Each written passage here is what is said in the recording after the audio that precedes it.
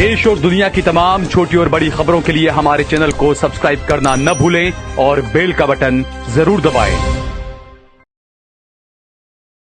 नमस्कार दोस्तों, स्वागत है आपका देश लाइव में और आपके साथ मैं हूं आशिमा त्यागी। दोस्तों फिर हाजिर हूं एक महत्वपूर्ण विषय पर आपसे बात करने के लिए। तो आज की इस चर्चा की शुरुआत एक ऐसे सवाल से करते हैं जो आपको अंदर तक हिला सकता है। क्या सच में हमें जो दिखाया जा रहा है वही सच है या सच कहीं और छिपा हुआ है? एक तरफ टीवी स्क्रीन पर चमकते स्टूडियो, बड़े बड़े ग्राफिक्स, एंकर्स की ऊंची आवाजें और जहां बताया जा रहा है कि भारत के जहाज हॉर्मूज का सीना चीरते हुए तेल लेकर सुरक्षित लौट रहे हैं, और दूसरी तरफ खुद भारत सरकार के आधिकारिक बयान जिसमें कहा जा रहा है कि स्ट्रेट ऑफ हॉर्मूज में भारत के 22 जहाज अब भी फंसे हुए हैं और उन पर 600 से ज्यादा भारतीय नाविक संकट में हैं। और यहीं से शुरू होता है असली सवाल, किस पर भरोसा किया जाए। और इसी सवाल के साथ चर्चा की शुरुआत करेंगे। मैं चर्चा में आगे बढ़ूं, इस जवाब को जानने की कोशिश करूं उससे पहले आप लोगों से अपील, इंसाफ की आवाज को बुलंद करने के लिए और सच्ची पत्रकारिता के लिए हमारा यानी देश लाइव का सहयोग करें। साथ ही डिस्क्रिप्शन में दिए गए लिंक को ओपन कर ज्वाइन बटन दबाकर आप हमसे यानी देश लाइव से सीधा जुड़ सकते हैं दोस्तों। तो दोस्तों चर्चा को आगे बढ़ाते हैं और जो इस वक्त स्थिति चल रही है उसे समझने की कोशिश करते हैं। स्ट्रेट ऑफ हॉर्मूज कोई साधारण समुद्री रास्ता नहीं है।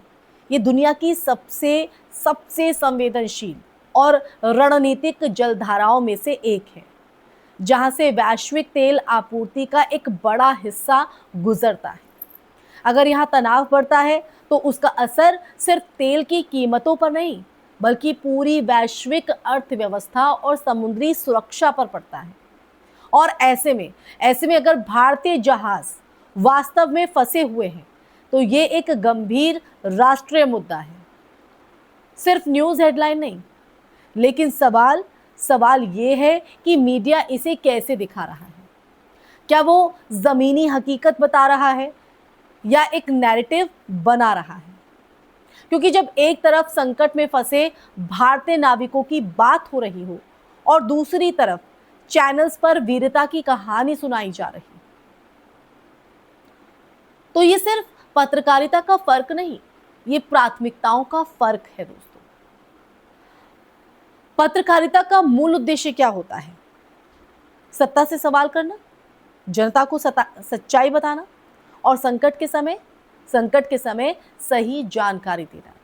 लेकिन अगर वही मीडिया सत्ता के दावों को बिना जांचे परखे एम्प्लीफाई करने लगे तो फिर वो जो सूचना है, जो जानकारी है, वो सूचना का माध्यम नहीं बल्कि प्रचार का औजार बन जाता है।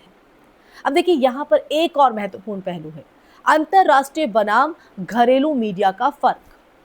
अंतरराष्ट्रीय चैनल आमतौर पर इस तरह के जो घटनाक्रम हैं उनको भू राजनीतिक संदर्भ में दिखाते हैं, जैसे ईरान इजराइल तनाव, समुद्री सुरक्षा, वैश्विक व्यापार पर असर, ये तमाम पहलू होते हैं।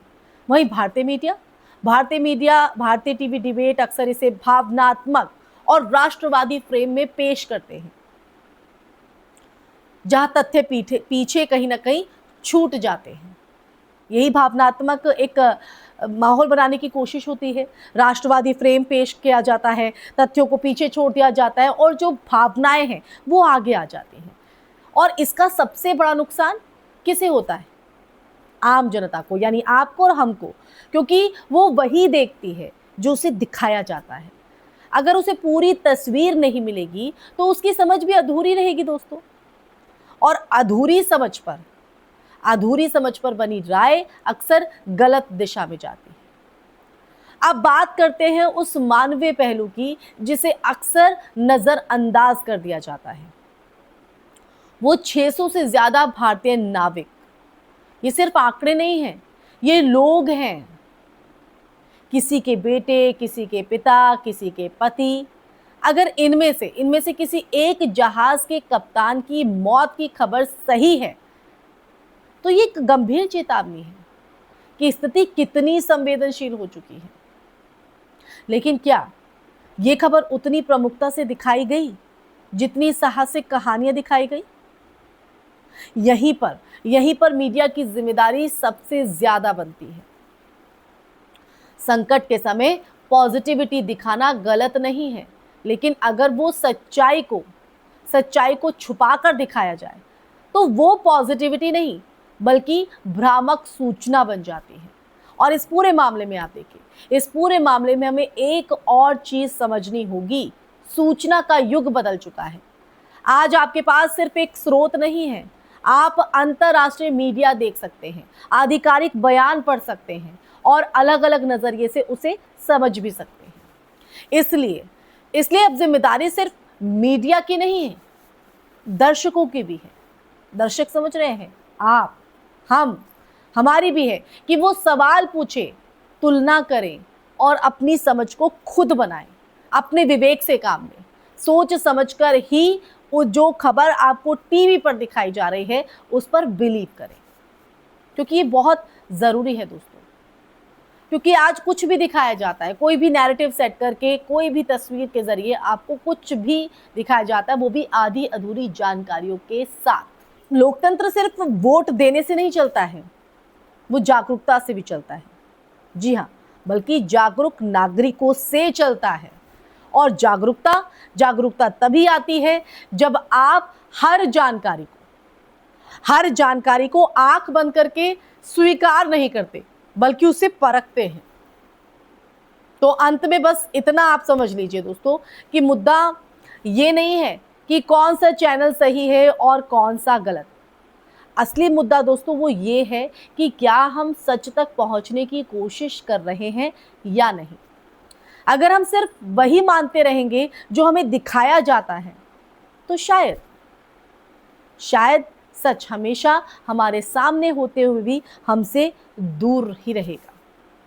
ये सच जानने के बाद आपके मन में क्या विचार है, आपकी क्या प्रतिक्रिया है, या इस सच्चाई में आप क्या देखते हैं? कमेंट सेक्शन में कमेंट करके दीजिएगा अपनी राय, क्योंकि आपकी राय, आपके विचार देश लाइव दोनों के लिए बेहद महत्वपूर्ण है। इसलिए इस वीडियो को ज़्यादा से ज़्यादा शेयर भी कीजिएगा कि हर एक व्यक्ति इस सच से जुड़ सके और इस सच का दायरा और बड़ा हो सके। हमारे चैनल देश लाइव को सब्सक्राइब भी कीजिएगा ताकि देश लाइव आपके साथ संवाद का सिलसिला यूं ही जारी रखे और आपकी आवाज़ को बुलंद करता रहे। फिर हाजिर होंगी ऐसा ही सच का संवाद लेकर, ऐसा ही मुद्दा लेकर। तब तक के लिए आप बने रहिए हमारे साथ। नमस्कार।